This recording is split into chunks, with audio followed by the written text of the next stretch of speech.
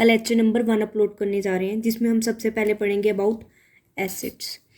Acids और basis को बताने के लिए कि एसिड्स कौन से होते हैं और बेसिस कौन से होते हैं, इस पे बहुत सारे साइंटिस्ट ने अपनी अपनी थ्योरीज दी हैं, जिनमें से Arrhenius, Bronsted, Lowry and Lewis, ये 3 साइंटिस्ट ने मेन जो हम मानते हैं वो कंसेप्ट दिए हैं। उनमें से जो अब तक एप्लीकेबल कंसेप्ट हम यूज़ कर रहे हैं बताने के लिए कि कौन सा एक एसिड है, कौन सा वो एक बेस है, वो है ब्रॉन्स्टेड लोरी का कंसेप्ट। ब्रॉन्स्टेड ने क्या कहा था, एक एसिड क्या है? ब्रॉन्स्टेड लोरी के according it is a substance, it is a substance which can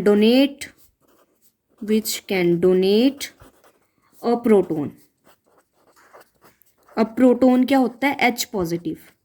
H positive कैसे? हाइड्रोजन हमें पता है एटॉमिक नंबर 1 होता है, उसमें एक इलेक्ट्रॉन होता है, एक प्रोटोन होता है। तो जब ये एक इलेक्ट्रॉन दे देता है तो ये H पॉजिटिव में कन्वर्ट हो जाता है। H पॉजिटिव मतलब अब इसके पास सिर्फ प्रोटोन है, तो इसे हम प्रोटोन कहते हैं। ठीक है, H पॉजिटिव। ब्रॉन्स्टेड लोरी ने क्या कहा था? एसिड क्या होता है? कोई भी वो सब्सटेंस जो H पॉजिटिव दे दे उसे हम एसिड कहते हैं। अब हम एग्जाम्पल ले सकते हैं HCl in aqueous medium plus ammonia, this is also in aqueous medium, will give you NH4 positive in aqueous medium plus Cl negative। तो अब एसिड ब्रॉन्स्टेड लोरी ने क्या कहा कि कोई भी वो सब्सटेंस जो H पॉजिटिव दे दे। अब हम देखें तो रिएक्टेंट में HCl था, इसने H पॉजिटिव Cl नेगेटिव में स्प्लिट हुआ और इसने H पॉजिटिव अमोनिया को दे दिया। तो इसने H पॉजिटिव दिया, तो इस ब्रॉन्स्टेड लोरी के अकॉर्डिंग HCl क्या है? एक एसिड, हाइड्रोक्लोरिक एसिड कहते हैं हम इसे, वेरी रिएक्टिव एसिड। तो यही कंसेप्ट हम आज भी एप्लीकेबल मानते हैं। वैसे ब्रॉन्स्टेड लोरी के अकॉर्डिंग मैंने पहले भी वैसे बताया है, आरहेनियस और ल्यूइस ने भी कंसेप्ट दिया है कि क्या एक एसिड है, क्या एक बेस है। पर ये जो है कि H पॉजिटिव देने वाला एक एसिड है, ये वाला कंसेप्ट हम एप्लीकेबली भी आज भी यूज़ कर रहे हैं। अब हम आगे प्रॉपर्टीज़ पढ़ते हैं, केमिकल प्रॉपर्टीज़ एसिड्स की।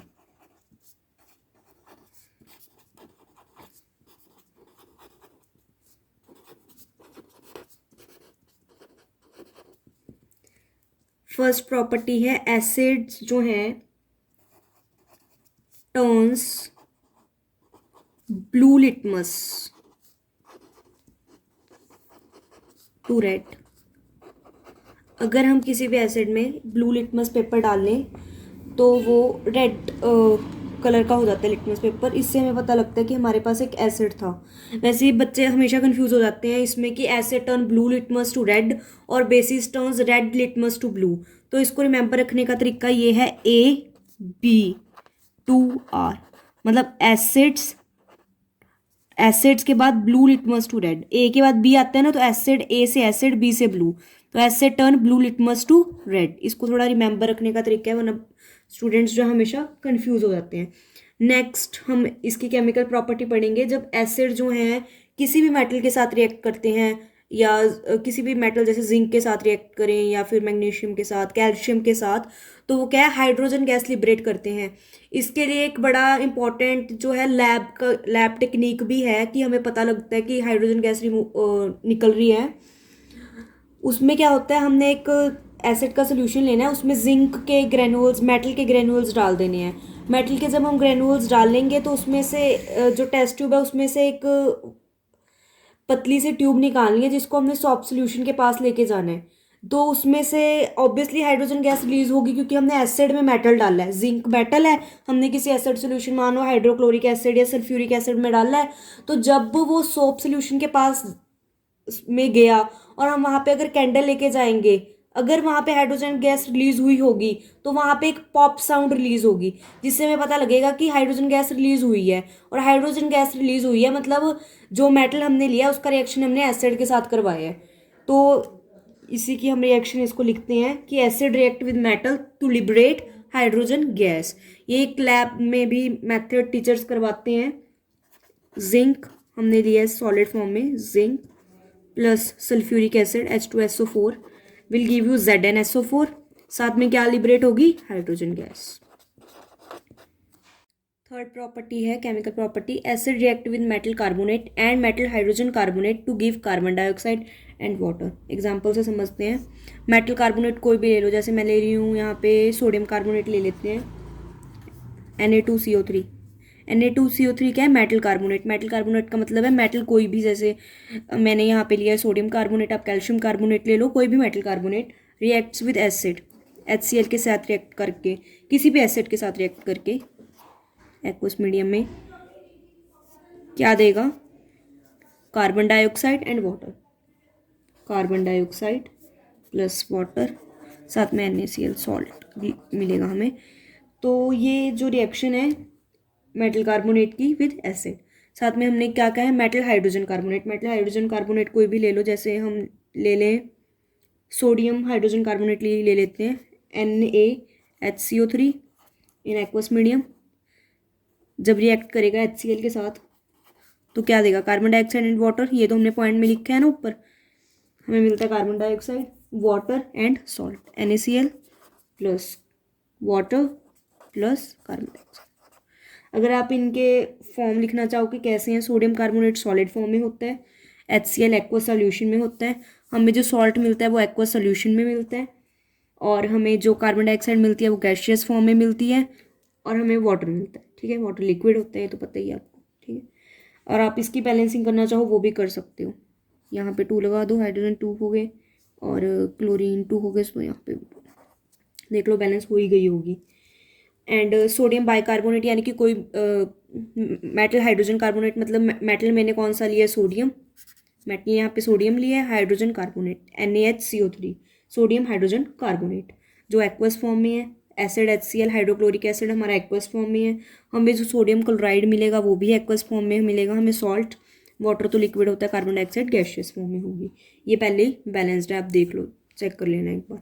ठीक है, और जब भी मतलब acid react with metal carbonate, पहला हमने करवाया एसिड का रिएक्शन मेटल कार्बोनेट के साथ, हमें क्या मिला? Carbon dioxide, water and salt. और एसिड ही अगर मेटल हाइड्रोजन कार्बोनेट के साथ रिएक्ट करें, जैसे सोडियम हाइड्रोजन कार्बोनेट के साथ रिएक्ट किया, तो भी हमें hydrogen, salt, water and carbon dioxide मिलता है। नेक्स्ट हमने फोर्थ प्रॉपर्टी पढ़नी है। फोर्थ प्रॉपर्टी है एसिड्स reacts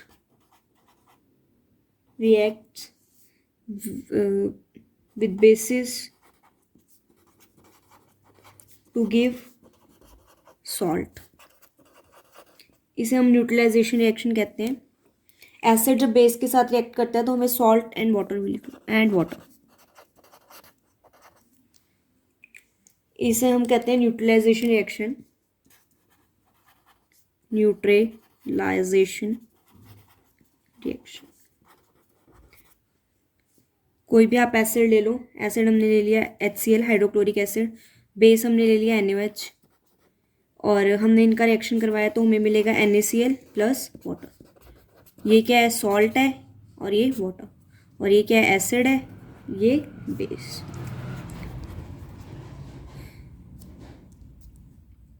नेक्स्ट हमने रिएक्शन पढ़ना है, फिफ्थ रिएक्शन, मेटल ऑक्साइड्स का रिएक्शन पढ़ना है वो एसिड्स के साथ, कि मेटल ऑक्साइड जब किसी भी एसिड के साथ रिएक्ट करते हैं तो हमें क्या मिलता है?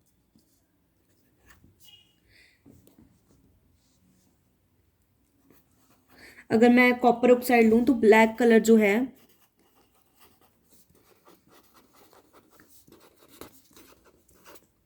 चेंज हो जाता है ब्लू कलर कॉपर सल्फेट में।